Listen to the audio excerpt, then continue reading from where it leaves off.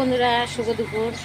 এই দেখো আজকে রান্না করেছি কি তোমাদেরকে দেখাবো। সকালে বলেছিলাম যে দুপুরে কি রান্না করব তোমাদেরকে দেখাবো।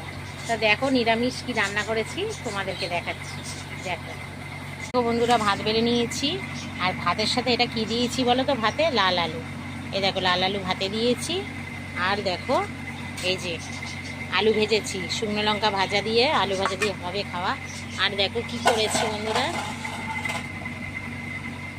এই দেখো এটা হচ্ছে ঘন করে মুগ ডাল করেছি। এই দেখো ঘন করে তেজপাতা জিরে ফোড়ন দিয়ে, শুকনো লঙ্কা ফোড়ন দিয়ে মুগ ডাল করেছি। আর লেবু, গন্ধরাজ লেবু আছে তার সাথে।